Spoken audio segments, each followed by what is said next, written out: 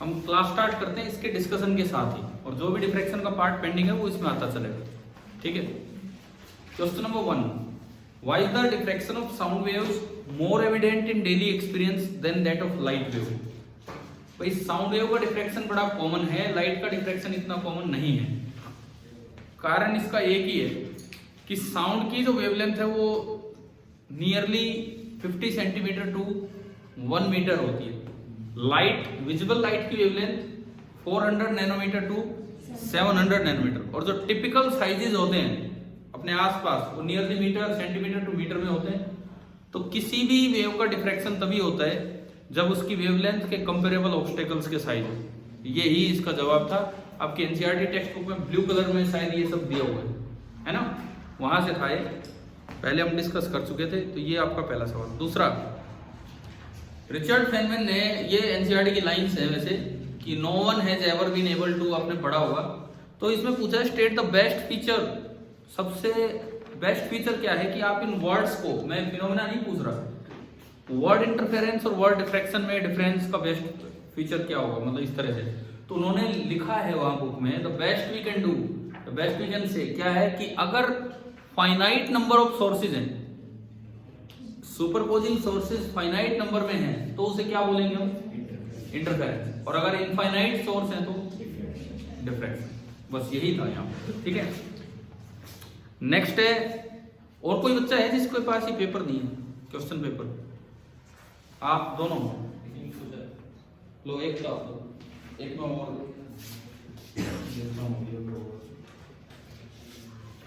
एक पेपर और आपके पास नहीं है, ठीक है। क्यों नहीं आए पेपर में? हैं? ओ यार, ये तो कोई प्रॉब्लम नहीं है। तो ये इसमें प्रॉब्लम क्या है? गेस्ट आ गए तो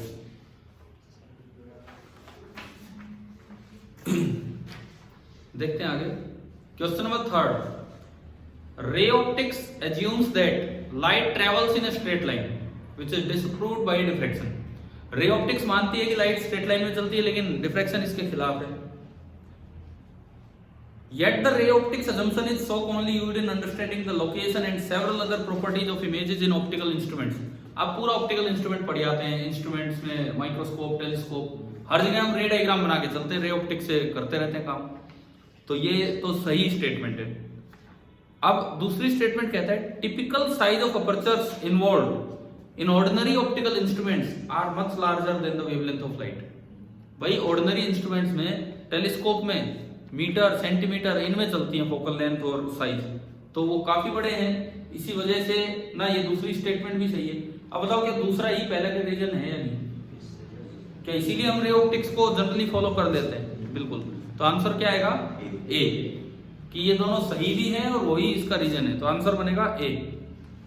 फोर्थ, वरना सीडी, आपकी एनसीईआरटी बुक में डिफ्रैक्शन के साथ ये दिया हुआ है सीडी वाला एग्जांपल। सीडी को जब आप इल्यूमिनेट करते हो by source of white light, तो कलर्ड लेंस ऑब्जर्व होती है, और ये तो आपने देखा भी होगा। सीडी देखिए, कॉम्पैक्ट डिस्क जो होती है, अगर आप उस पर व्हाइट लाइट डालते हो तो कलर्स दिखते हैं अलग अलग, ठीक है। CD is made colourful while manufacturing. क्या वो मतलब होती कलरफुल है क्या? वैसे तो आपको दिखेगा वो व्हाइटिश सी नजर आएगी, है ना, वो होती नहीं है कलरफुल। तो ये तो गलत है। तो पहली स्टेटमेंट सही है और दूसरी गलत है। तो इसका आंसर क्या बना? C. Fifth, case study type, it is interesting to ask. अब देखो ये जो केस वेस के जो क्वेश्चंस आ रहे हैं ना कई पेपर में और इस तरह से, उनमें ऊपर जो 4 लाइनें देते हैं, कोई जरूरी नहीं उससे कोई लिंक भी हो।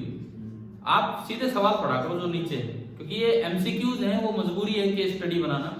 हाँ, अगर कोई एक्सपेरिमेंटल क्वेश्चन हो, कोई एक्सपेरिमेंट का डायग्राम दे रखा तो बात है, नहीं तो जनरल सी जानकारियां दे रहे हैं उनमें। तो यहाँ भी कुछ ऐसा ही हुआ है जो मैंने आपको दी कि it is interesting to ask at what value of distance travelled the spreading due to diffraction become comparable to the size of aperture. अक्सर पूछ लिया जाता है, ये तो मैंने पूछा आपसे यहाँ पे, कि अक्सर पूछ लिया जाता है कि उस डिस्टेंस के बारे में कि कहाँ जाके बेंडिंग ऑब्जर्व हो पाएगी। The distance up to which ray optics hold good, क्या कहते हैं इसे? Fresnel distance. सिंबल क्या दिया है इसका?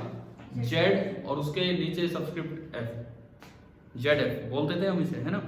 Second, the idea of secondary wavelet. ये सेकेंडरी वेवलेट वाला आइडिया किसने दिया था? हाइजन ने। ये तो क्रिश्चियन हाइजन की अपनी प्रॉपर्टी थी जो उसने प्रिंसिपल में थी।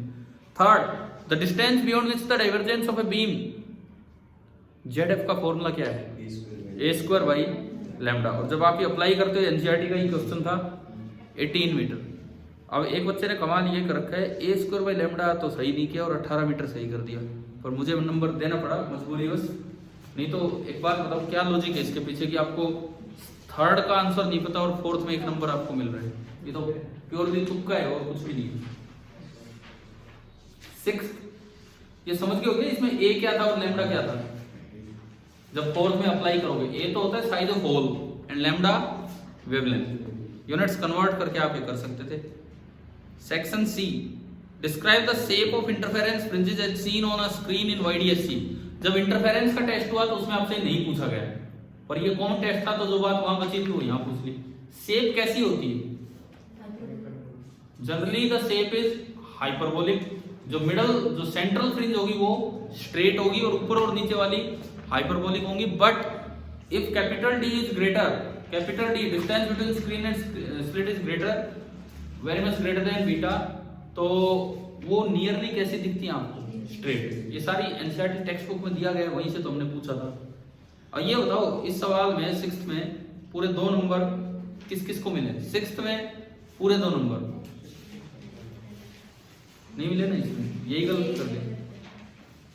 तो ये तो बहुत आसान सवाल था, अगर याद ही नहीं आया क्या करना है ना। सेवंथ, सातवां सुने, what was the shortcoming of Huygens principle. पीछे पढ़ा दिया गया था, उस टेस्ट में नहीं पूछा था पहले टेस्ट में। तो इसकी शॉर्टकमिंग क्या है? Back wave. इसकी शॉर्टकमिंग है बैक वेव। और हाइजेन का आर्गुमेंट क्या था इसके प्रति कि सेकेंडरी वेवलेट ऐसी होती हैं कि जो सेकेंडरी सोर्स होते हैं उनका एम्पलीट्यूड फॉरवर्ड डायरेक्शन में तो मैक्सिमम होता है और बैकवर्ड डायरेक्शन में 0। ये उसका आर्गुमेंट था। ये जो मैंने यहाँ 7वां सवाल दिया है, आज से 2-3 साल पहले सीबीएसई हर साल एक सैंपल पेपर देती है अपना, सीबीएसई हर साल एक, तो उसमें था ये, मैंने वहां से ही दिया था। मतलब ये बोर्ड में सीबीएसई ने डाला नहीं अभी तक फाइनल एग्जाम में, लेकिन उस सैंपल पेपर में दिया था, तो आ सकता है। यूं तो कुछ आगे पीछे की इस तरह से आएंगी। सेक्शन डी, सेक्शन डी में मैंने आपको एक तो ना बड़ा अच्छा सा ग्राफ दिया है। आपके एनसीईआरटी टेक्स्ट बुक में ये ग्राफ है, लेकिन उन्होंने जो बोल्ड करना है वो बोल्ड नहीं कर रखा, वो एनवलप बोल्ड करके ना बच्चों को यूं दिखा रखा है, उससे गुमराह हो जाते हैं कि लगता है कि ग्राफ वैसा ही बनेगा। कौन से पेज पे हो ग्राफ एनसीईआरटी में? 317, पेज नंबर 317 पे आप देखें,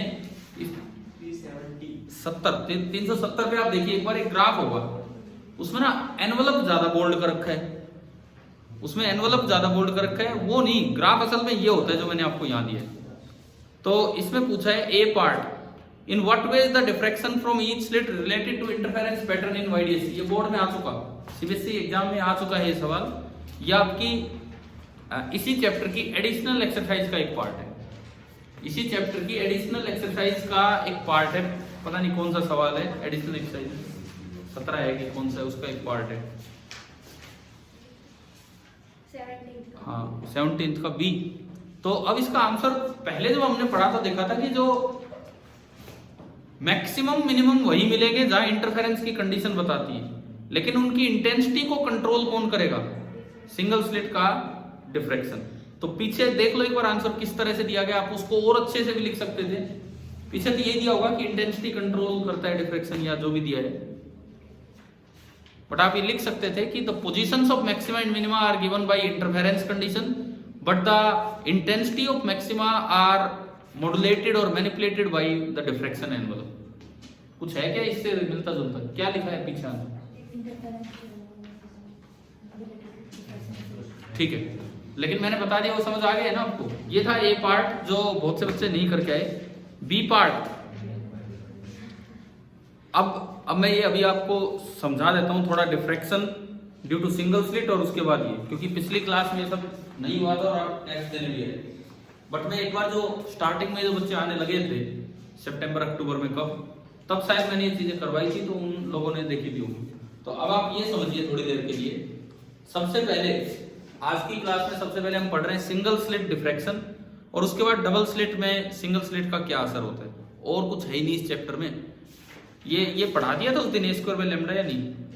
ये भी नहीं पढ़ाया था। तो एक ये चीज आपको पढ़ा रहूंगा, वो रिजोल्विंग पावर वाला कॉन्सेप्ट इस साल सिलेबस से हटाई गई है, ठीक है। तो देखिए 2-3 चीजें अब सीख लीजिए आज की क्लास में। सबसे पहली बात,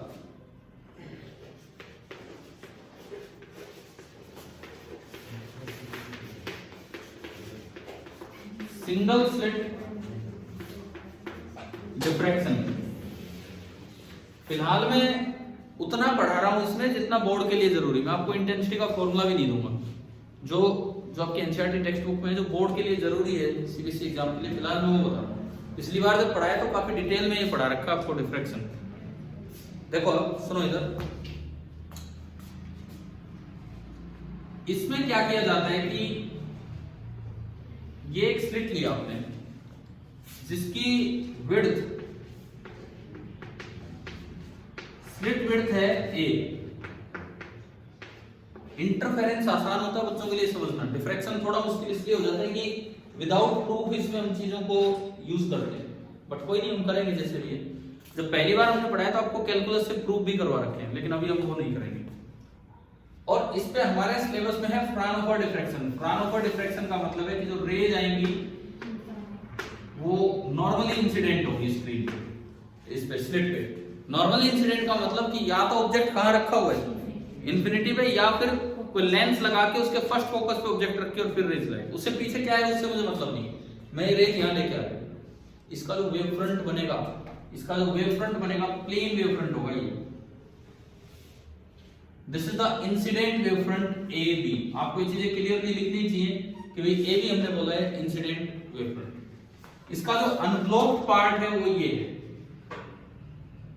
आप इसको कुछ नाम दें, सी डी या जो भी डालने हैं। This is the unblocked part of this wave front. अब हम जो पढ़ते हैं, हम वो पढ़ते हैं फ्राउनहोफर डिफ्रैक्शन, जिसमें क्या होता है कि स्क्रीन या तो हो इंफिनिटी पे या फिर एक लेंस के सेकंड फोकस पे, ठीक है। तो हमने क्या किया, स्क्रीन को लगा दिया एक लेंस के सेकंड फोकस पे, ठीक है। ये आपकी स्क्रीन और स्लिट से स्क्रीन की दूरी ये हमने मानी कितनी है, कैपिटल डी, ठीक है। स्लिट साइज को बोल दिया ए, तो ये जो अनब्लॉक्ड वेव फ्रंट इसका साइज भी कितना होगा, ए ही होगा। सबसे पहली बात, कैलकुलस से कुछ चीजें जब डेराइव की जाती हैं, तो एक्सपेरिमेंटली ऑब्जर्व की जाती है, तो यूं पाया जाता है स्क्रीन पे कि जो सेंटर है वहां इंटेंसिटी थोड़ी ज्यादा होगी, और अगर रे ऑप्टिक्स वैलिड होती तो लाइट खाली यहां तक आनी थी। अगर रे ऑप्टिक्स वैलिड होती तो लाइट खाली यहीं तक आनी थी, लेकिन अब लाइट की बेंडिंग हो गई है और आपको ना इतनी दूर तक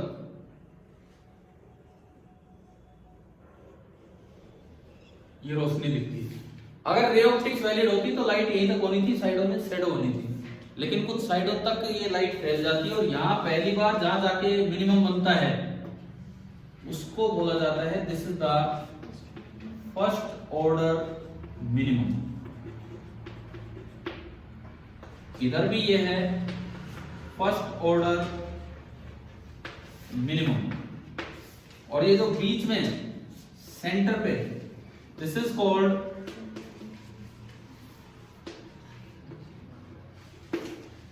कॉल्ड सेंट्रल मैक्सिमम। एक तो थे फर्स्ट ऑर्डर मिनिमम और एक आपका था सेंट्रल मैक्सिमम। यहां पे क्लियर है यहाँ तक? अब देखो सेंट्रल मैक्सिमम पे इंटेंसिटी कितनी होती है। अगर मैं इसको एक ग्राफ की तरह सोचूं कि ये इंटेंसिटी वाला एक्सिस है, बीच में लेंस जो मैंने दिखाया नहीं है, और स्क्रीन का है उसके फोकस पे, ठीक है। अब अगर डबल स्लिट इंटरफेरेंस था तो सेंटर पे इंटेंसिटी होती थी 4I0। अगर एक स्लिट से इंटेंसिटी I0 चली तो सेंटर पे 4I0 होती थी। जनरल फॉर्मूला होता है कि n स्लिट के लिए फॉर्मूला होता है n²I0, तो सिंगल स्लिट के लिए 1/I0। तो कितनी होगी सेंटर पे इंटेंसिटी I0। यहां जो इंटेंसिटी है दैट इज I0, जो एक की वजह से जिसकी विड्थ पे डिपेंड करेगा। मैंने आपको पहले बता रखा है कि अगर ये स्लिट रेक्टेंगुलर है तो I0 is proportional to W, और अगर ये स्लिट सर्कुलर है तो I0 is proportional to square of W। पढ़ा हुआ ही हमने, है ना। अब देखो ये साइडों में फर्स्ट ऑर्डर मिनिमम मिलते हैं, उसके बाद इधर भी और उधर भी बहुत हल्के से मैक्सिमम मिलते हैं, और फिर दोबारा मिनिमम। इधर ऐसा ऊपर भी होगा, जगह नहीं है, मैं यही दिखा देता हूँ। इस पॉइंट को बोलते हैं फर्स्ट ऑर्डर। सेकेंडरी वेकेंडरी साइड में लग जाते हैं वर्ड, बस मैंने इसको मैक्सिमम बोल दिया। सेकेंडरी मैक्सिमा ही है, ठीक है। This is first order secondary maxima.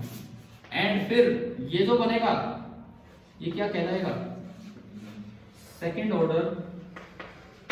अब थोड़ा ना आराम से क्लियर करो, नहीं तो डिफ्रेक्शन में कंफ्यूजन बरकरार रहेगा। ये रिजल्ट्स हम कैलकुलस से लाते हैं, जो हम नहीं करेंगे ना बोर्ड एग्जाम में हमसे कोई पूछने वाला है, ठीक है। किसी को अगर फिर भी देखना हो कैसे आए, तो या तो जो बच्चे आ रहे हैं उनकी कॉपी लो, या फिर जो पिछली प्लेलिस्ट है उसमें मैंने उस समय के लेक्चर डाले हुए हैं, उसमें पूरा डेरिवेशन भी है, आप देख सकते हो, मतलब ये चला के। लेकिन अभी हम आगे बढ़ते हैं, और ये इंटेंसिटी बहुत कम होगी, बहुत कम। ये हो जाती है नियरली आई नोट बाई 22, अगली शायद 61, आई नोट बाई 61। ये भी सवाल आ सकता है कि जैसे जैसे आप फर्दर सेकेंडरी मैक्सिमा पे जाते हो इंटेंसिटी घटती ही चलती है, इसका क्या कारण है, ये भी तो क्वेश्चन आ सकता है, ठीक है। अभी आएगा, सामने आएंगी ये सारी चीजें, क्या है, क्या रीजन है, क्या नहीं है। देखिए चलते हैं इसमें, थोड़ा आगे चलते हैं। अब कंडीशंस क्या है, किस जगह तो सेंट्रल मैक्सिमम होगा, किस जगह मिनिमम होंगे, किस जगह सेकेंडरी मैक्सिमम होंगे, इसकी कंडीशन क्या है। अब ये हम कैसे निकालें, देखिए इसका तरीका सुनिए। इस स्लिट का साइज कितना है, ए, तो जो अनब्लॉक्ड वेवफ्रंट है उसका साइज भी कितना होगा, ए ही होगा। दरअसल ये डिफ्रैक्शन होता क्यों है, इसका हर एक पॉइंट एक सेकेंडरी सोर्स की तरह काम करता है, जिनसे बनती है सेकेंडरी वेवलेट, और वो सेकेंडरी वेवलेट्स कहीं ना कहीं जाके मतलब मिक्स होंगी।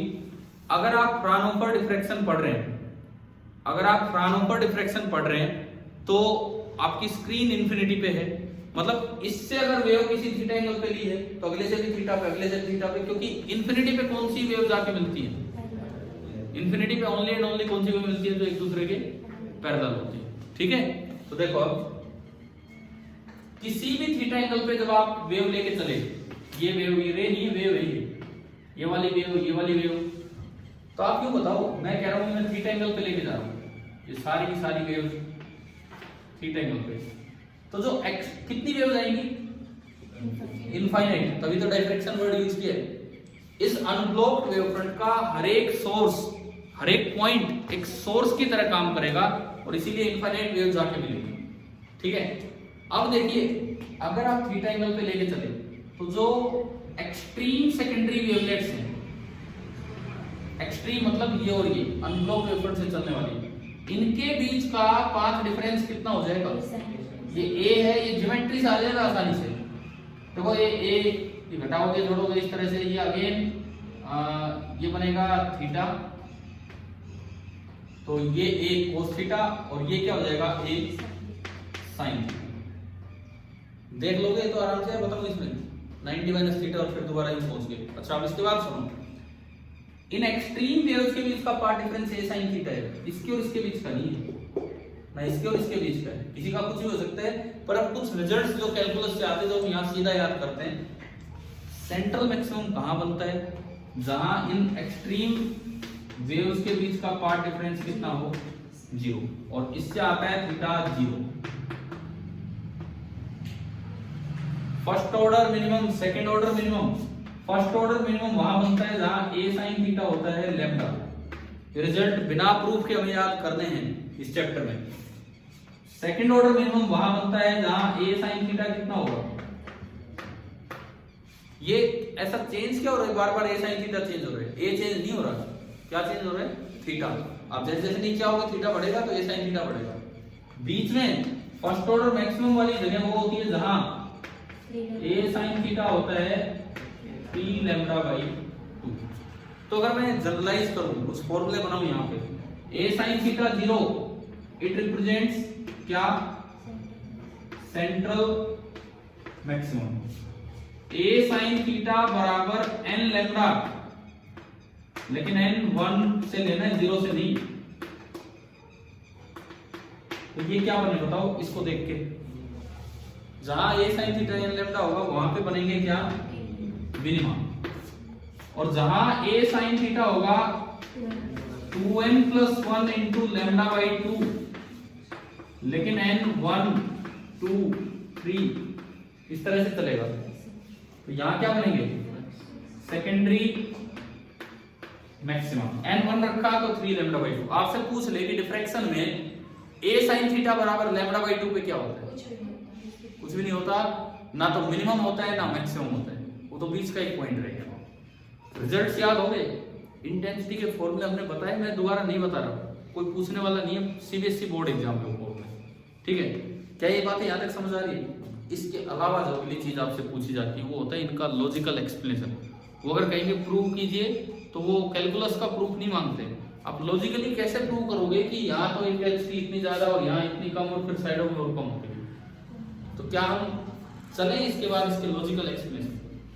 हम वेव ऑप्टिक्स की आज लास्ट क्लास ले रहे हैं, ठीक है? वेव ऑप्टिक्स की आज आखिरी क्लास ले रहे हैं यहाँ पे।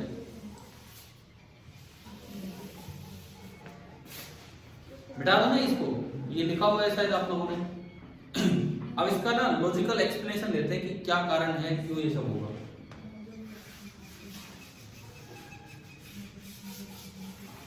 आपके एनसीईआरटी टेक्स्ट बुक में एक लाइन लिखी हुई है कि लेंस के आने से कभी भी पाथ डिफरेंस में कोई फर्क ही नहीं पड़ता है। मिल गया वो?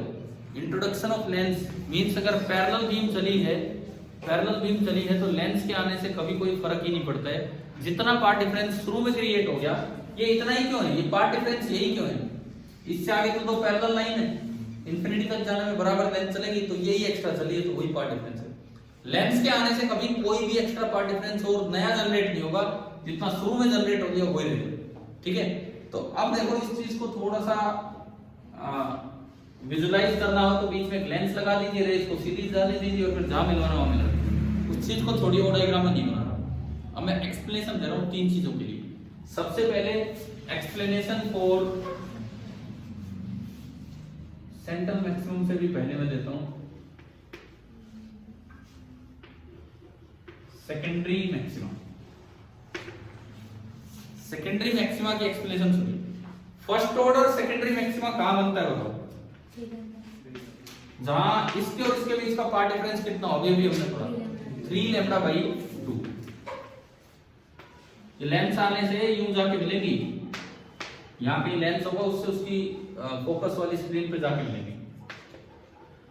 और हमने कहा यहाँ a sin थीटा है 3 lambda by 2। a sin theta यहाँ पे है 3 लैम्डा बाई 2।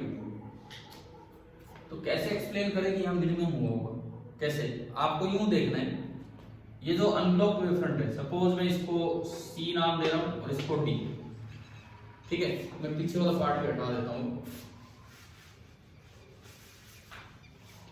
और चाहे A B ही नाम दे लेते हैं, CD की भी क्या जरूरत है। जो अनब्लॉक वेव फ्रंट है उसको हमने नाम दिया AB, बीच वाले पॉइंट को O बोल दिया। अब कैसे एक्सप्लेन करेंगे 3 लैम्डा बाई 2 पे सेकेंडरी मैक्सिमम होगा? पहली बात ये नाम का मैक्सिमम है, इंटेंसिटी आई नोट की 22 टाइम्स कम हो जाती है। तो असल में ज्यादातर पार्ट्स ने तो आपस में किया होगा डिस्ट्रक्टिव इंटरफेरेंस और थोड़े से पार्ट ने क्या किया होगा, कंस्ट्रक्टिव। तो उसका तरीका ये होता है कि आप ये जो अनब्लॉक जो वेवफ्रंट बनेगा, ये जो अनब्लॉक वेवफ्रंट बनेगा, अगर 3 लैम्डा बाई 2 है पाथ डिफरेंस, तो उसके 3 हिस्से कर दो। 5 लैम्डा बाई 2 हो तो 5 हिस्से कर दो, 7 लैम्डा बाई 2 हो तो 7। तो इसके आपने 3 पार्ट किए, 3 पार्ट बराबर बराबर 3 पार्ट हो गए, 3 पार्ट, ठीक है? इसको मैंने नाम दे रखा है A, इसको नाम दे रखा है B। और आप जिस जगह जा रहे हो, पहली और आखिरी वेव के बीच का पार्ट डिफरेंस कितना है वो वहां लिखा हुआ है 3 लैम्डा बाई 2। ये पूरा है 3 टाइम्स लैम्डा बाई 2। तो आप क्या करो, यहां से भी एक परपेंडिकुलर डालो। आप ये बताओ, एक बड़ी ट्राइंगल और एक छोटी ट्राइंगल सिमिलर नजर आ रही है? बिल्कुल एंगल 90 एक कॉमन सिमिलर होगी। अब ये जो लेंथ है ये a by 3 है, क्योंकि 1/3 है, पूरे का 1/3 है। इसी तरह ये जो लेंथ है, ये जो पार्ट डिफरेंस है, ये भी इस पूरे का 1/3 होगा। कितना हो गया? Lambda by 2। इसका मतलब जो a से वेव चलेगी और जो इस o से वेव चलेगी, इन दोनों के बीच का पार्ट डिफरेंस कितना है? Lambda by 2। दो वेव्स के बीच में होता है इंटरफेरेंस, और इंटरफेरेंस हमें बताता है कि अगर λ/2 का पार्ट डिफरेंस है तो एक का क्रेस्ट आएगा और दूसरे का ड्रॉ आएगा, है ना, पढ़ा हुआ हमने। यानी कि ये दोनों कैसा इंटरफेरेंस हो गए, डिस्ट्रक्टिव इंटरफेरेंस। अब दो दो की पेयरिंग कर दो। सिमिलरली मैं इसको नाम दूं अगर ये C ये D, similarly for every point, जो मैंने एक्स डिस्टेंस नीचे दिया है, in the upper portion AC there is a corresponding point in the lower portion CD बराबर दूरी पे, such that both the waves again interfere destructively. क्योंकि उसी तरीके से इनके बीच का पार्ट डिफरेंस भी कितना हो जाएगा, λ/2। तो पूरा AC पोर्शन पूरे CD पोर्शन को डिस्ट्रक्टिवली खत्म कर देता है। तो 2/3 पोर्शन तो खत्म हो गया, बचा कितना, 1/3। यानी कि ये जो हल्का सा यहाँ मैक्सिमम बनेगा जिसपे इंटेंसिटी I0/22 है, उसमें उसी 1/3 पोर्शन का रोल होगा। वो हम नहीं जानते कैसे होगा, हम खाली यूं लिखते हैं कि the secondary waves of the remaining 1/3 portion of unblocked wavefront AB reinforce each other for constructive interference, मतलब एक दूसरे को सपोर्ट कर देती हैं कंस्ट्रक्टिव इंटरफेरेंस के लिए, और इस वजह से वहां पे एक हल्का सा क्या बन जाता है, मैक्सिमम। सवाल ये भी आ सकता है कि सक्सेसिवली अगर आप आगे बढ़ते हो तो सेकेंडरी मैक्सिमा की इंटेंसिटी कम क्यों होती चलती है। तो आपको ये कहना है कि for first order maximum only 1/3 part of unblocked wavefront is involved in constructive interference. For second order maximum 1/5 part, for third order maximum 1/7 part. इस वजह से वो मैक्सिमा हल्के होते चलते हैं। समझ आ गया नहीं? देखो ये तो मैंने 3 बार छोटे छोटे पेपर दिए, पेपर अगला आएगा कोई और सवाल बन के आएगा, इसलिए मैं आपको बता रहा हूँ कि ये चीजें भी दिमाग में रखो। क्लियर हुआ यहाँ तक? ये था logical explanation for secondary maximum. अब मैं आता हूं मिनिमा के एक्सप्लेनेशन पे। मिनिमा तो ये जो एक्सप्लेनेशन होंगे उन पे हम आते हैं। सारे मिनिमा पे इंटेंसिटी कितनी होती है, कैसा होता है क्या? हाँ, सब पे 0। ऐसा तो नहीं है ना कि फर्स्ट ऑर्डर पे ज्यादा, उस पे कम, उस पे कम, कोई चक्कर ही नहीं। अब अगर आप मिनिमा की बात करें तो पहला मिनिमम कहां बनता है, पहला मिनिमम जहां a sin थीटा कितना हो, लैम्डा हो। तो आपने क्या किया, एक अनब्लॉक्ड वेवफ्रंट लिया AB, अगेन वही विड्थ इसकी कितनी है, A। अनब्लॉक्ड वेवफ्रंट AB लिया जिसकी विड्थ है A। यहां से ये रेज गई, यहां जाके मिल जाएंगी लेंस की मदद से। जैसे अगेन आपने यहां से परपेंडिकुलर डाला और इन दो के बीच का पार्ट डिफरेंस है कितना, लैम्डा। अब अगर आपने यूं एक्सप्लेन कर दिया, A की वेव B से मिली, अगर A की वेव B से मिलती है तो A और B के बीच का पार्ट डिफरेंस कितना है, लैम्डा। पार्ट डिफरेंस लैम्डा पे तो कैसा इंटरफेरेंस होता है, कंस्ट्रक्टिव इंटरफेरेंस की बात है ये।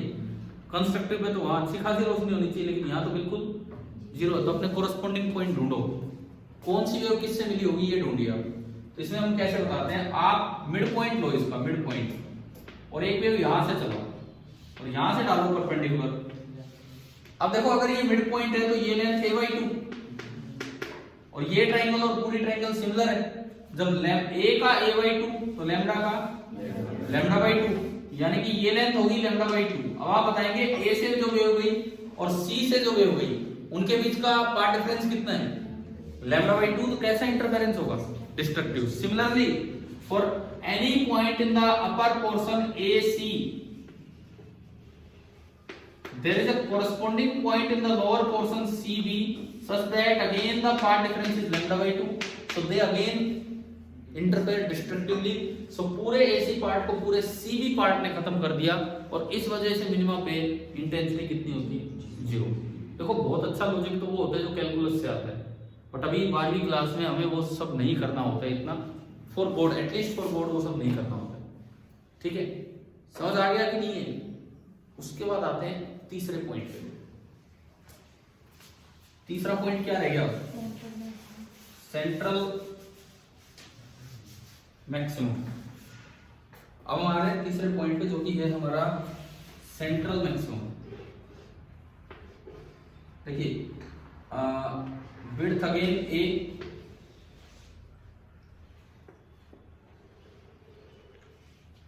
ये आपका अनब्लॉक्ड वेवफ्रंट आपने बनाया है, सामने, बिल्कुल सामने आपका बनता है सेंट्रल मैक्सिमम।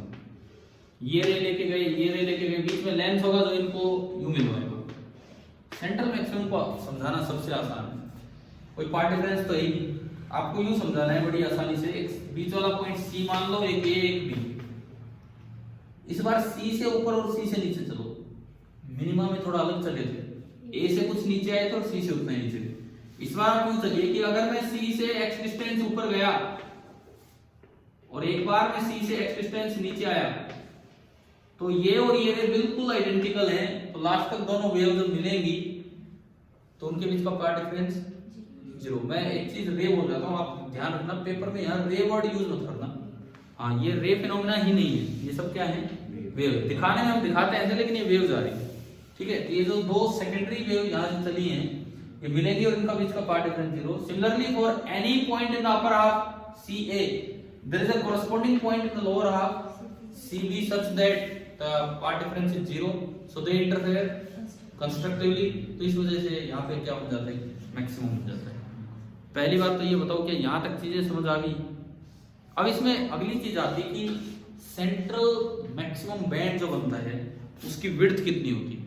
जैसे अभी आपने, अब मैं इसको हटा के अगर उसको लाऊं, एंगुलर विड्थ कितनी होती है, लीनियर विड्थ कितनी होती है, इस तरह की बात है। देखो हमने पढ़ा कि ये इस तरह का बनता है, ये पॉइंट है फर्स्ट ऑर्डर मिनिमम, यहां तक के इलाके को बोल देते हैं डिफ्रैक्शन डिस्क। डिफ्रैक्शन डिस्क, यहां तक रोशनी रहती है, इसके बाद तो नेग्लिजिबल है। तो इसकी विड्थ कई बार पूछी जाती है। एंगुलर विड्थ का तो मतलब होता है ये कि ये थीटा नीचे है और थीटा ऊपर है। तो अगर पूछा जाए इसकी एंगुलर विड्थ, डिफ्रैक्शन डिस्क की एंगुलर विड्थ, तो वो तो कितनी होगी, 2 थीटा। अब थीटा कितना होता है वो यहां से निकलेगा। इस जगह की कंडीशन थी a sin theta is equal to lambda, it means sin theta is equal to lambda by a, और फिर स्मॉल थीटा, sin थीटा को आप थीटा लिख सकते हो, तो थीटा कितना आ गया, lambda by 2 times lambda by a। इस पे सवाल पूछता हूं आपसे, ये दूरी कैपिटल डी, आप बताओ कि अगर मैं स्क्रीन और सिंगल स्लिट के बीच की दूरी बढ़ा दूं, अगर मैं स्क्रीन और सिंगल स्लिट के बीच की दूरी बढ़ा दूं, तो डिफ्रैक्शन डिस्क की एंगुलर विड्थ कितनी बढ़ेगी, सेम रहेगी। दिख गया ना ये, क्या ये कैपिटल डी पे डिपेंड कर रहा है कहीं, नहीं। आप अगर दूर भी लेंगे ना, ये लाइनें तो यही रहनी है। हाँ, जो लीनियर विड्थ है वो बढ़ जाएगी। भाई मैं अगर स्क्रीन थोड़ा दूर कर दूं तो ये पॉइंट और पीछे गए, और पीछे, लीनियर विड्थ बढ़ जाएगी। तो मैं लीनियर विड्थ के फॉर्मूले की तरफ चलूं, मान लो इसका रेडियस r है, ये दूरी भी r, तो अगर बोला जाए इसकी लीनियर विड्थ, तो वो बोली जाएगी 2r, और उसके लिए आप इसका यूज करो tan थीटा। tan थीटा कितना है, r by d, and for small angle sin theta is nearly equal to tan theta. tan theta भी थीटा होता है, sin थीटा भी थीटा। तो हमने क्या किया, for small angle r by d को नियरली इक्वेट कर दिया लैम्डा बाई a से, और यहां से जो रेडियस आया वो कितना आया, lambda by a into D. क्या ये इंटरफेरेंस से मिलते जुलते फॉर्मूले नहीं आ रहे उस टाइप के से, तो ये आपका आया 2 times lambda by a into D. क्या कैपिटल डी बढ़ाने पे लीनियर विड्थ पे फर्क पड़ेगा कि नहीं, बिल्कुल पड़ेगा। अब एक चीज और सुनिए इसमें कि कई बार क्या होता है क्वेश्चन में कैपिटल डी नहीं दिया होता, जो लेंस आपने यूज किया है ये स्क्रीन पे लाने के लिए, उसकी फोकल लेंथ दे रखी होती है। तो हमें ना एक अजम्पशन लेना होता है, एक अजम्पशन कि वो जो लेंस है ना वो काफी पास है किसके, स्लिट के। अगर आपको ये डी नहीं दे रखा और लेंस दिया हुआ है और उसकी फोकल लेंथ दे रखी, तो आपको एक अजम्पशन लेना होता है कि lens is placed close to the slit. इसका मतलब आप डी को नियरली किससे रिप्लेस कर सकते हैं, लेंस की फोकल लेंथ से, और यही फॉर्मूले चलेंगे, लेकिन वो डी की जगह एफ आ जाएगा। क्या ये बात आ गई है समझ में? अच्छा, अगली चीज जो एक और सवाल जो आपके इसमें दिया था वो शो लिखना भूल गए, उसमें देखना एक और आखिरी क्वेश्चन में आपको describe diffraction of light due to single slit, explain the formation of fringes obtained on the screen. मैंने एक्सप्लेन कर दिया अभी, and plot the variation of intensity with angular position in a single slit. अभी किया था वो screen पे intensity. अब ये शो दैट ये है, show that the angular width of the central maximum is twice that of the first order secondary maximum. ये और आपको दिखाना था। ये कैसे चलूं ना मैं अब इसके बाद आगे, ठीक है। देखिए ये वाला पार्ट,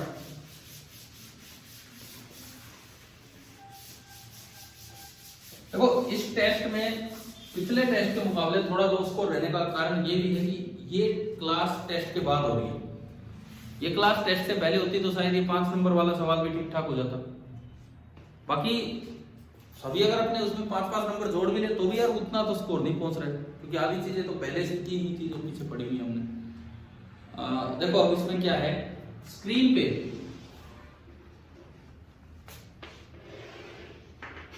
आप इंटेंसिटी दिखा रहे हो, तो यहां मैं लेता हूं ए साइन थीटा, एक्सट्रीम वेव्स के बीच का पार्ट डिफरेंस। ए साइन थीटा ये 0, ये मान लो लैम्डा, इधर भी माइनस लैम्डा बोल दिया। अगला होता है 3 लैम्डा बाई 2, अगला 2 लैम्डा, ये -2 लैम्डा और ये -3 लैम्डा बाई 2। चलिए अब जो ग्राफ है वो बनाते हैं। सेंटर पे तो इंटेंसिटी कितनी होती है, आई नोट, लैम्डा पे 0, 3 लैम्डा बाई 2 पे आई नोट बाई 22 एंड अगेन 0। यही था हमारा ग्राफ। अब आखिरी जो पार्ट है, बोर्ड एग्जाम में आया हुआ पार्ट है सीधा, show that the angular width of the central maximum is twice that of the first order secondary maximum. So this is the angular width of central maximum. यहां से निकालो, एक बार यहां से देखो ये किसकी वैल्यू है, ये तो a sin थीटा ये कितना है 2 लैम्डा, ठीक है। जो करके आया ना वो इसको पूरा नहीं करके आया था। तो sin थीटा कितना हुआ 2 लैम्डा बाई a, यानी कि इस दूरी में मैं जो a sin थीटा उसको थीटा 1 बोलता हूं, यानी कि थीटा 1 आपका कितना हो गया 2 लैम्डा बाई a, ये तो थीटा 1 हो। अब ये जो गैप है ये, इसको मैं कहता हूं a sin थीटा 2। इसको मैं थोड़ा सा और ढंग से करता हूं, ऐसे नहीं, ऐसे आप नोट करें इसको यहां से।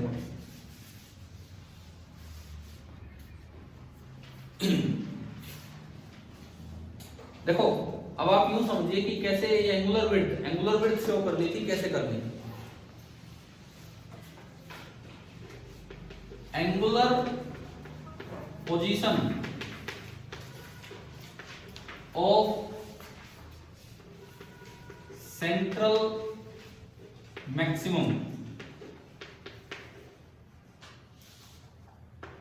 0 डिग्री। उसके बाद एंगुलर पोजीशन ऑफ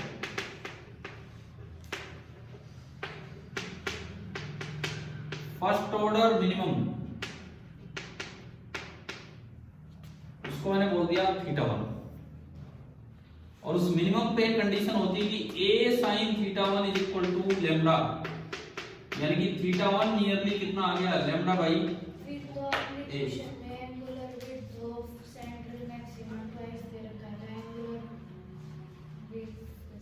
नहीं मैं करता हूँ, देखो तो यहां से देखो, यहां से अगर आप निकालते हैं angular width of central maximum, वो होगी 2 टाइम्स थीटा 1। थीटा 1 नीचे फर्स्ट ऑर्डर मिनिमम है, थीटा 1 ऊपर फर्स्ट ऑर्डर मिनिमम है, तो उनके बीच का एंगुलर विड्थ कितनी होगी 2 थीटा 1 हो जाएगी। समझ रहे हो ना, अभी जो मिटाया था वो वाला डायग्राम, तो 2 थीटा 1 आपने किया तो ये कितना है 2 टाइम्स लैम्डा बाई a हो गया। अब हम चलते हैं जो साइड वाले मैक्सिमम है उसकी तरफ। अब देखिए एंगुलर पोजीशन ऑफ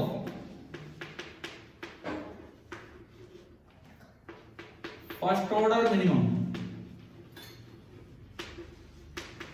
वो मैंने माना है थीटा 1। फर्स्ट ऑर्डर मिनिमम की एंगुलर पोजीशन थीटा 1, तो यहां आपने लगाया a sin θ1 is equal to lambda, यानी कि θ1 नियरली आ गया लैम्डा बाई a। अब आप निकालें angular position of second order minimum, second order minimum θ2, इसका मतलब a sin θ2 आपका हो गया 2 लैम्डा, तो θ2 कितना हो गया 2 लैम्डा बाई a। मैंने फर्स्ट ऑर्डर मिनिमम की पोजीशन निकाली एंगुलर, सेकंड ऑर्डर मिनिमम की पोजीशन निकाली एंगुलर। अब इनके बीच की जो पोजीशन है उसको हम बोलते हैं, जो क्वेश्चन में लिखा है फर्स्ट ऑर्डर सेकेंडरी मैक्सिमम। भाई देखो ये जो आपका ग्राफ है ये तो आपका है सेंट्रल मैक्सिमम, इसके बीच में ये तो आपका है सेंट्रल मैक्सिमम, और ये जो इनके बीच में आ रहा है इनके बीच में, इसको बोलना है फर्स्ट ऑर्डर सेकेंडरी मैक्सिमम। कहीं भी स्लिट होगी, जहां भी कहीं स्लिट है, स्लिट से दोनों साइड ये दूरी, ये θ1 ये θ1, तो इसकी एंगुलर विड्थ कितनी होगी 2θ1, ये 2θ1 हमने निकाला कितना है 2 लैम्डा बाई a। अब देखो ये जो पोजीशन है और ये जो पोजीशन है, वहां तक पहुंचने के लिए जो एंगल है वो हमने माना θ2, तो इसकी एंगुलर विड्थ कितनी हुई θ2 माइनस θ1। समझ आ रहा है कि नहीं? या फिर इधर भी दिखाओ तो ये पूरा θ2, तो ये जो विड्थ है ये एंगुलर विड्थ ये कितनी होगी θ2 माइनस θ1। तो अब मैं निकालता हूं angular width of first order secondary maximum, that is equal to θ2 minus θ1 और 2 lambda by a minus lambda by a, कितना हो गया लैम्डा बाई a। अब आप कंपेयर करो angular width of central maximum तो कितनी आई है 2 लैम्डा बाई a, और angular width of secondary maximum कितनी आई है लैम्डा बाई a। तो ये आपको प्रूव करना था।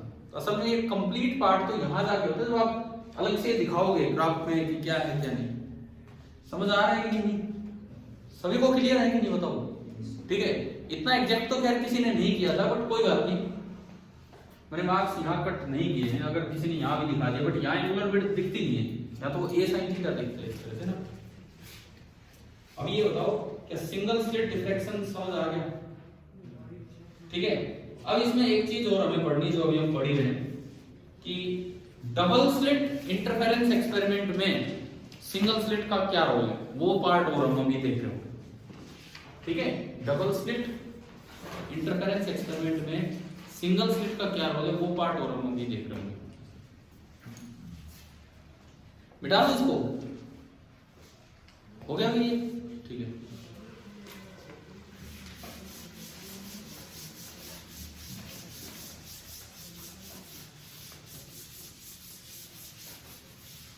सबसे इंपॉर्टेंट क्वेश्चन तो ये है जो हम अभी स्टार्ट कर रहे हैं, कि जब आप YDSC पढ़ते हैं, डबल स्लिट एक्सपेरिमेंट पढ़ते हैं, तो उसमें भी तो दो सिंगल स्लिट होते हैं, तो डिफ्रैक्शन तो उनका भी होगा। ऐसा थोड़ी है कि इस स्लिट को ये पता है कि भाई साइड में एक और स्लिट है तो डिफ्रैक्शन नहीं होगा। सिंगल स्लिट से तो क्या होना होता है डिफ्रैक्शन। तो अब जो डाइफ्रैक्शन और इंटरफेरेंस है उनका मिक्स होके क्या वो वाला ग्राफ आता है जो आप ये बना देते हैं इंटरफेरेंस में सारे मैक्सिमा 4i नोट पे, तो वो नहीं आता है। तो वो कैसे मिक्सिंग होती है वो सुनिए आप। क्या होता है वो सुनिए कि YDSC with diffraction effects,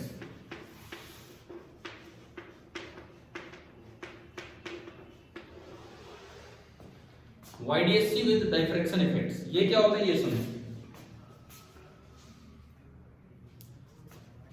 ये आपकी एक स्लिट, बीच में कुछ गैप, ये दूसरी स्लिट। किसी एक स्लिट के साइज को हम A से रिप्रेजेंट करते हैं और दोनों स्लिट्स के मिड पॉइंट के बीच की दूरी को डी से। जनरली ए बहुत छोटा होता है डी से, ठीक है ना। ए चला जाता है शायद मतलब माइक्रोमीटर में भी जा सकता है, ये डी मिलीमीटर में और कैपिटल डी सेंटीमीटर में। ये सामने स्क्रीन है,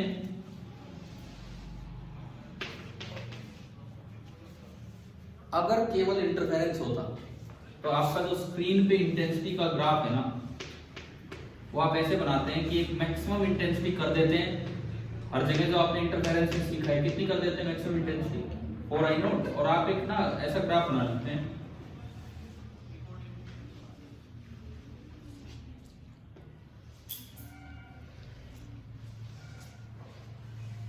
ठीक है, और इनमें जब कंडीशन कहीं पूछी जाए आपसे तो आप फटाफट लिखते हैं।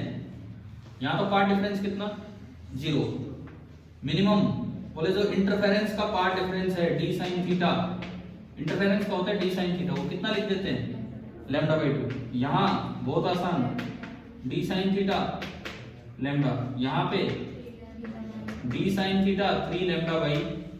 थीटा क्या चल रहा है, थीटा चल रहा है सेंटर से उस पॉइंट की सीधा एंगल, यू ज्वाइन कर दो स्ट्रेट लाइन से एंगल, और नीचे गए थीटा और बढ़ा, और नीचे गए थीटा और बढ़ा। थीटा क्या है समझ आ रहा है? थीटा का मतलब है कि यहां से आपने उस पॉइंट को ज्वाइन किया तो ये एंगल जो है दैट इज द थीटा। क्या ये बात यहां तक समझ आ गई? ठीक है, अब इसके बाद सुने, लेकिन प्रैक्टिकली ऐसा नहीं होता। प्रैक्टिकली ये सेंट्रल इंटेंसिटी तो इतनी मिलती है, कितनी 4I0, लेकिन साइडों में अब मान लो ये मैं और आगे बढ़ाऊं, ये इस तरह से कुछ जाना था। साइडों में क्या होता है, जो डिफ्रैक्शन की वजह से ग्राफ होना था वो ना एक एनवलप का रोल प्ले करता है। डिफ्रैक्शन की वजह से जो सेंट्रल मैक्सिमम आना था बीच में बड़ा सा, वो एक एनवलप का रोल प्ले करता है, और वो यूं कहीं जाके वहां खत्म होगा जहां डिफ्रैक्शन का ये क्या है, ये है फर्स्ट ऑर्डर डिफ्रैक्शन मिनिमम। ऐसा ही कहीं ऊपर होगा जो हम नहीं दिखा पा रहे हैं। समझ आ रहा है क्या भाई? डिफ्रैक्शन वाला अभी ग्राफ बनाया था, इस बीच का एक ब्रॉड मैक्सिमम बनता है, उसके बाहर तो नेग्लिजिबल काम है। असल में डिफ्रैक्शन इनकी इंटेंसिटी मतलब ये जो मैक्सिमा की इंटेंसिटी है इनको मॉड्यूलेट कर देता है, और जो एक्चुअल ग्राफ होगा ना वो ये नहीं होगा। इसको तो मैं डैश से दिखा दूं, ज्यादा बेटर रहेगा। एक्चुअल ग्राफ यहां से यूं बेंड होके और यूं सब पड़ता है। फिर अगली बार ग्राफ और आगे जाना था, लेकिन वो यहीं पे बेंड हो गया। अब एक चीज देखो, अब ये है ही नहीं, ये ग्राफ ही नहीं इतना ऊपर, ये कुछ भी नहीं है, ये यूं ही जाके खत्म हो गया वहां पे, ना ये ग्राफ है, ऐसा ही कुछ उधर होगा। अब आप देखो आपके पेपर में जो डायग्राम दिया है, क्या ये दिखा रखा है कि नहीं? पेपर में, क्वेश्चन पेपर में क्या इंटेंसिटी धीरे धीरे कम होती जा रही है? पोजीशन ऑफ मैक्सिमा और मिनिमा अब भी कौन डिटरमाइन करेगा? इंटरफेरेंस की कंडीशंस, डी साइन थीटा बराबर इतना, डी साइन थीटा इतना। लेकिन जो इंटेंसिटी है वो कौन कंट्रोल करेगा? डिफ्रैक्शन की कंडीशन। अब डिफ्रैक्शन की कंडीशन होती है कि एक स्लिट का साइज ए है, तो किसी भी थीटा एंगल पे आप गए, फर्स्ट ऑर्डर डिफ्रैक्शन मिनिमम की कंडीशन होगी कि वहां जो थीटा है A sine theta that should be equal to lambda. ठीक है, let first order diffraction minimum coincides with nth order interference maximum. मान लो फर्स्ट ऑर्डर डिफ्रैक्शन मिनिमम उस जगह आ गया, उस एंगल पे आ गया जहां पे nth ऑर्डर क्या आना था, इंटरफेरेंस का मैक्सिमम। तो आप बताओ वहां मैक्सिमम मिलेगा कि मिनिमम मिलेगा? बाई चांस किसी एंगल थीटा पे डी साइन थीटा की वैल्यू तो ऐसी आ रही है कि वो कह रही है कि इंटरफेरेंस का मैक्सिमम बनेगा, ए साइन थीटा की वैल्यू ऐसी आ रही है कि वो कह रही है कि डिफ्रैक्शन का मिनिमम बनेगा। तो बताओ वहां मैक्सिमम बनेगा कि मिनिमम? मिनिमम। यही तो मिसिंग ऑर्डर होता है, इसे ही तो हम मिसिंग ऑर्डर बोलते हैं। हाँ बिल्कुल, फिर मिसिंग ऑर्डर नाम भाई मिलने तो थे, मिस का क्या मतलब है, मतलब मिसिंग का क्या मतलब है, मिलने तो थे लेकिन ये चीज मिस होगी बीच में। तो मिसिंग ऑर्डर इंटरफेरेंस मैक्सिमम का मतलब ये है कि हर जगह मैक्सिमम वहां मिलना था जहां इंटरफेरेंस कहता है। बताओ यहाँ मिला कि नहीं, बिल्कुल मिला। लेकिन अगला मैक्सिमम वहां मिलना था जहां इंटरफेरेंस कह रहा है, लेकिन नहीं मिला, वहां अंधेरा मिला। क्यों मिला? तो ये है वो मिसिंग ऑर्डर। जहां फर्स्ट ऑर्डर डिफ्रैक्शन मैक्सिमम आके बैठ जाएगा, सॉरी, जब फर्स्ट ऑर्डर डिफ्रैक्शन मिनिमम आके बैठ गया, वहां इंटरफेरेंस कहता है कि क्या बनना चाहिए, मैक्सिमम। पर उसकी इंटेंसिटी कौन कंट्रोल करेगा? डिफ्रैक्शन कह रहा है वहां मिनिमम बनाओ। मिनिमम की इंटेंसिटी कितनी होती है? 0। तो है तो इंटरफेरेंस का मैक्सिमम, लेकिन इंटेंसिटी कितनी है? तो फिर वो किस बात का मैक्सिमम? समझ गए? इसे बोलते हैं मिसिंग ऑर्डर। मिसिंग ऑर्डर क्या है, समझ आ गए? ठीक है। और ये निकालना बड़ा आसान है। ये देखो निकालना कैसे आसान है, सुनिए। अगर उस थीटा एंगल पे nth ऑर्डर इंटरफेरेंस का मैक्सिमम है, तो उसकी कंडीशन है कि d sin theta is equal to n lambda. लेकिन अगर उसी जगह फर्स्ट ऑर्डर डिफ्रैक्शन का मिनिमम है, तो उसकी कंडीशन है डिफ्रैक्शन मिनिमम की, a sin theta is equal to lambda.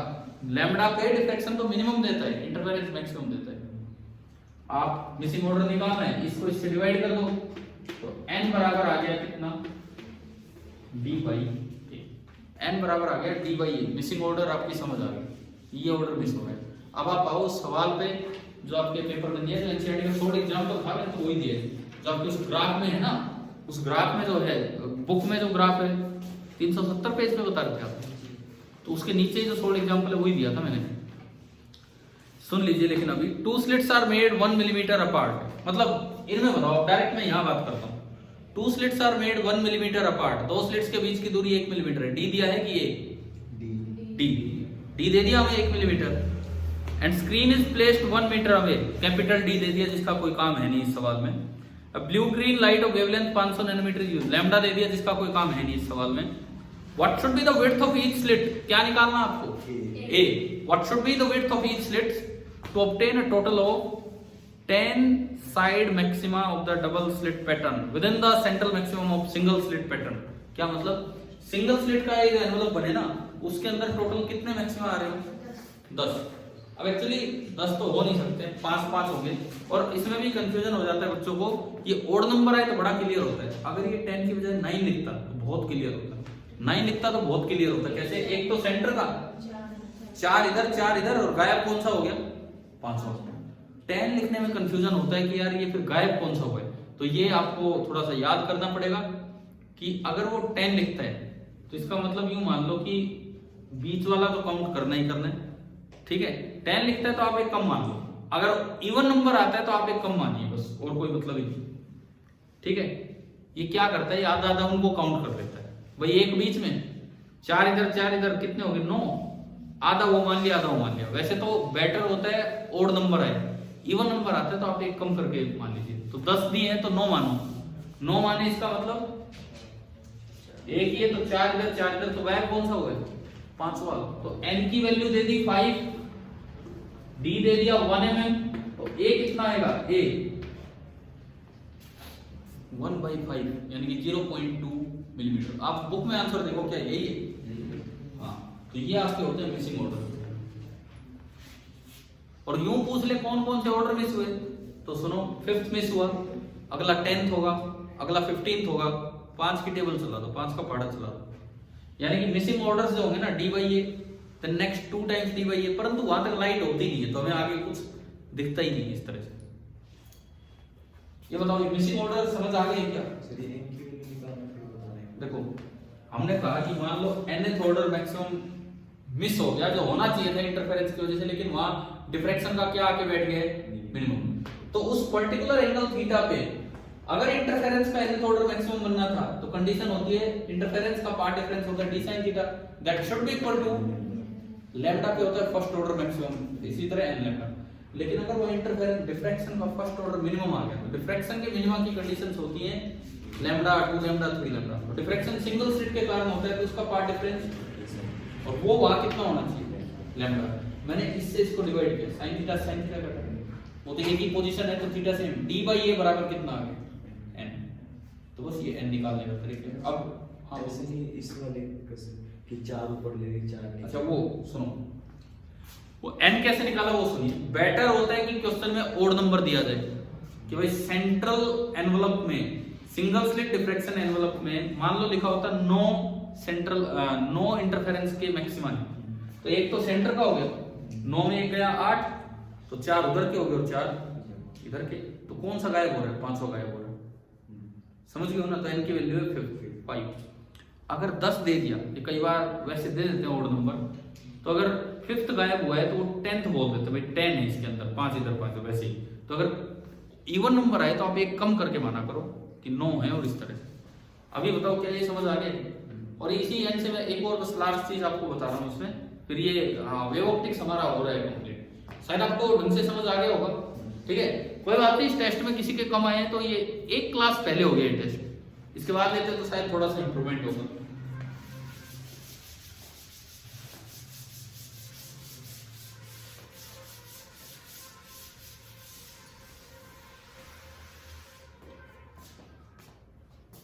अब डिफ्रैक्शन इफेक्ट छोड़िए, YDSC पे ही एक और चीज आपको बता रहा हूं। यहाँ पे कई बार जैसे ऐसे सवाल आ जाता है, ये वही काउंटिंग करने पे ही मैं बोल रहा हूं।